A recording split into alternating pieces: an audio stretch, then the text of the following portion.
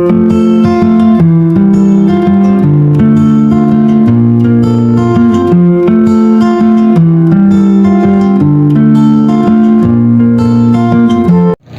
day mga kabady. Yan, pasado alauna na mga kabady. At ika day 4 na po ng ating mga fingerlings.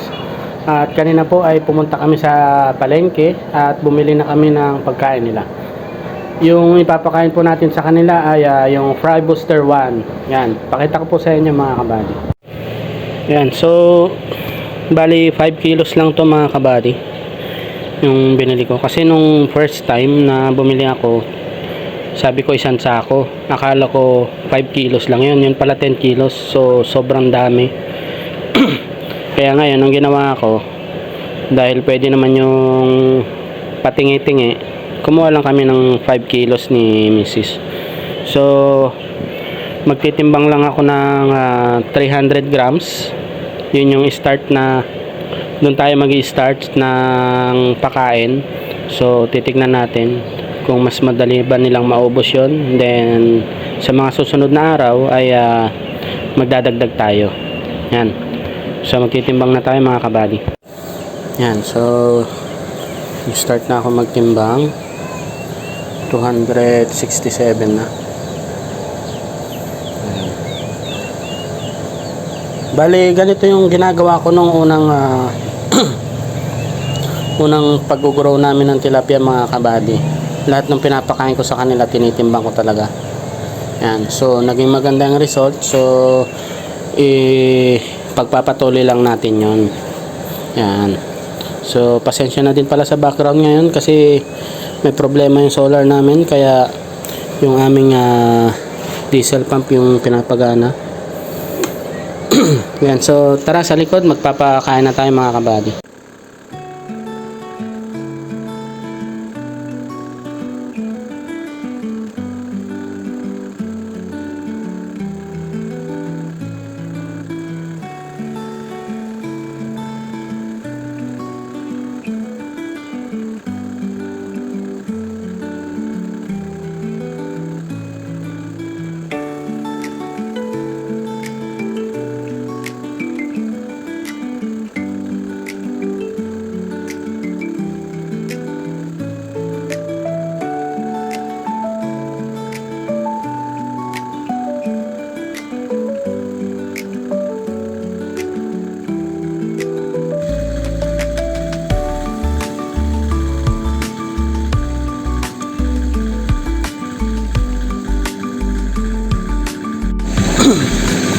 Yan mga kabady, tapos na tayo magbigay ng 300 grams.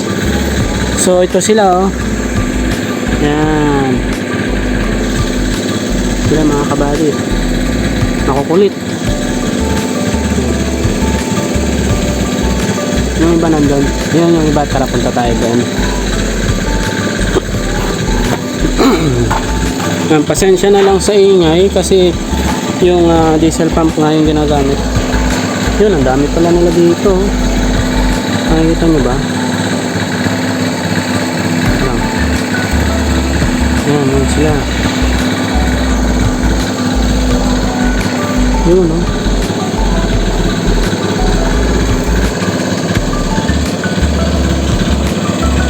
Kita nyo ba?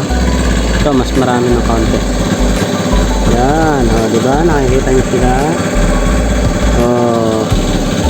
Yan. Nung kinuha namin yan, sabi nung nagbigay sa amin doon sa hatchery ay size 20 na raw yan.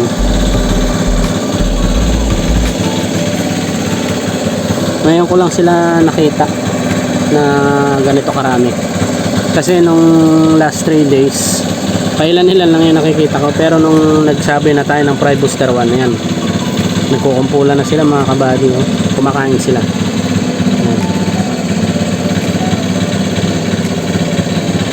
Yun, ang dami rin dun oh. Kung ngayong maliliit pa sila mga kabady ay nakaka-enjoy na silang pagmasdan, nakakatuwa. What more pagka lumaki na talaga sila. Ang sarap na naman sa pakiramdam na mapanood silang ganyan. Lalo yung ating tubig ay hindi green. Yan. Pero ngayon kulay dilaw. makikita nyo. Yan, dilaw. Gawa yan nung ano, kasi putik yung sa ilalim nito. Tapos nung bago tayo nung first day, bumaba ako dyan pumunta ako dyan sa loob ng fish pan. Tapos inano ko yung mga yung mga lumulutang na kalat na yan, ginamit ko to. Nilagyan ko lang ng kuwan ng buko, palapa ng buko or nyog. Tapos meron akong net na ginawa. Yan. Tapos kinuha ko yung mga ganyan, mga dahon-dahon tsaka mga bunga ng ipil, mga kabady. Kaya nung nabulabog yung tubig, yung mga nakadikit na lumot sa putik ay lumutang at yun, natunaw na yata. Yun sila, ang dami nila, mga kabady. Uy, yan, dito sila. Yan, nakakatuwa naman. Yun, daming kumpol na yun, Yan, sa mga hindi nakapanood nung first day, ay 6,000 nga pala yung ating nailagay plus 10% na mortality. So 6,600 more or less. Yan, kasi hindi naman tayo sure. Wow, yan, dami nila, mga kabady. Mga siguro nasa 1,000 yan or 500 plus, mga ganun. Yung isang school of fish na yan, o yung kumpul ng isda na yan. Yung iba nandun, mga gumagalaw-galaw yung tubig, sila yon. Kasi nga 3 araw na hindi sila nakakain, so ngayon sabik na sabik siguro sila, gutom na sila. Pero magandang indication yan, mga kabady, kasi nga yan, masisigla sila tsaka ang lalakas kumain. Saka yung size talagang halos pare-parehas. May mga ilan na medyo maliliit, meron din mga ilan na medyo malalaki. Yan. Pero majority halos magkakasize sila. Yan. Sinusundan natin sila, mga kabady. Tapos yung mga puti-puti na lumulutang na yan, yun yung Fry Booster 1 twin feeds. Pinakain-kain nila. Dito sila, Then meron yung may halo tong binigay sa amin. May nakapasama na mga fingerlings ng red tilapia, mga kabady. So sa video hindi nyo masyadong pansin, pero ako, yan, nakikita ko yung pailan-ilan. Ayan, meron na isa, tingnan lang. Sana. Ayun. Ito siya. Dito. Ayan. Ayun, mag-isa lang. Asan ka na? Ayun, nandun na. Ayan, hindi pa masyado makita, mga kabady, pero pag lumaki yan ay makikita natin, marami din siguro yan. Ito sila, mga kabady. Dumadami na yung kumpol, nagsasama-sama na sila. Ayan, ang dami na nito, mga nasa 2,000 or 3,000 yung nagsasama-sama na to. Ang dami nila,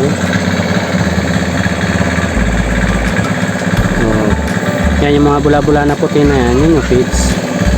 Sinusundan-sundan lang nila.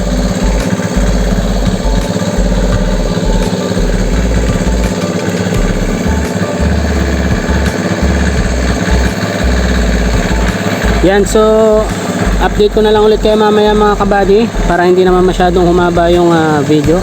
Na-excite lang akong ipakita sa inyo na kung paano sila kumain.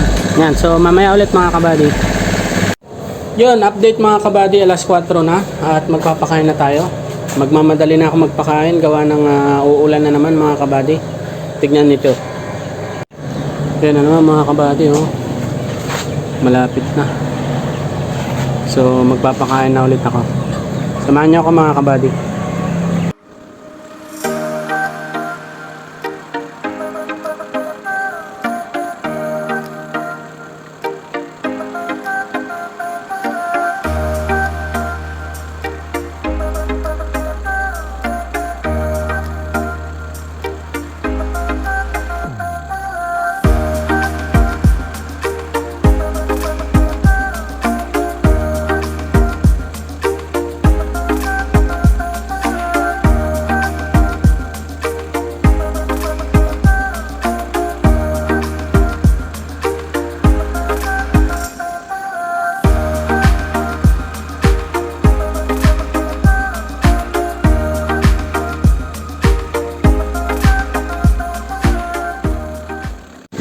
Yo mga kabady, tapos na tayo magpakain.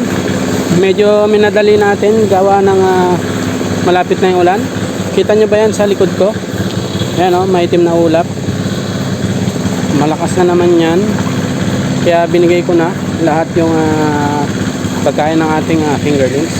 Ayan, tara ipakita ko lang sa inyo sila saglit. Ayan, bali nandito yung iba mga kabady. Ipasilip ko lang ulit sa inyo saglit. Tapos ang dami ring botete oh. Sumabay pisa yung mga botete nung day 1. Ang dami nila.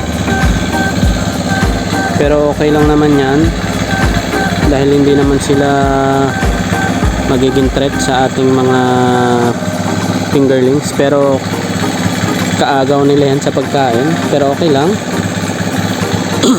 Kasi mas malalaki naman yung ating mga fingerlings kaysa sa kanila. Kaya wala tayong problema dyan.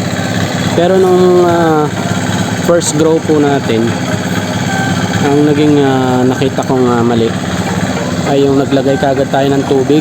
Siguro na-stuck yung tubig ng mga less than a week. So ang nangyari, meron yung para siyang hipon na medyo malalaki yung pangil. Yun yung kumakain sa ating fingerlings that time. Kapag nahuli nila yung fingerlings natin, sigurado na patay na yun. Kasi pagtutulungan ng 2 or 3. Hindi ko alam kung ba yun, anak yata yun ng mga tutubi or anong klaseng insekto yon. Sa mga expert po dyan at matatagal nang nagpifish pan, comment down below po kayo kung ano yung insekto na yon na kumakain po sa ating mga fingerlings. Kaya lang ngayon second grow natin, kasi nga na-experience na natin ng first grow yon. Ang ginawa natin, bali parang 3 days bago tayo magkarga, doon lang tayo naglagay ng tubig. So ang nangyari, siguro meron pa rin yung ganong klase ng insekto pero hindi pa napipisa. At nandito na itong mga fingerlings natin. So may chance na silang lumaki. At the same time ay malakas na sila at makakalangoy ng mas mabilis. So hindi na sila basta-basta mahuhuli nun. Kasi dati grabe, maawa ka na lang dun sa fingerlings, paikot-ikot na lang siya sa ibabaw ng tubig, tapos akala mo kung ano yung nangyayari sa kanya. Yun pala, merong humihila sa kanya. Ang masaklap pa nun mga kabady, kinakain siya ng buhay. Grabe yung struggle dati ng fingerlings, pero wala ka na magagawa. Kahit pa tulungan mo yung fingerlings na yun, hindi rin mabubuhay kasi wakwak na yung kanyang tiyan mga kabady. Or kaya minsan yung malapit sa hasang, kasi yun yung tinitira nung na yun yung insekto na yun. Kaya ngayon yung mga na-experience kong hindi maganda nung first grow, i-avoid ko ngayong second grow natin mga kabady. Yan. Kaya maganda rin na dinodocument ko tong pagpifish pan ko, kasi may babalik-balikan akong panoorin kung ano ba yung nangyari nung ganitong day, ganyan. Yun po yung purpose ng ating pagdodocument ng pagpifish pan mga kabady. At the same time, syempre may bahagi ko rin sa inyo yung pagpa-farming ko. Yan, sa mga gustong manood, syempre wala namang pilitan mga kabady. At yun nga, nagpapasalamat din tayo sa mga subscribers, mga hindi subscribers, mga silent viewers na kahit pa paano nanonood, kahit pa ilan-ilan. Maraming salamat po. Na-appreciate ko po yung inyong mga ginagawa, yung panonood sa akin. Maraming salamat po. Yan. So mga kabady, tapos na tayo magpakain. So hindi ko na ipapatagalin to kasi malapit na yung ulan. At meron pa akong ibang alaga na papakainin. So bukas na lang ulit. Bye bye!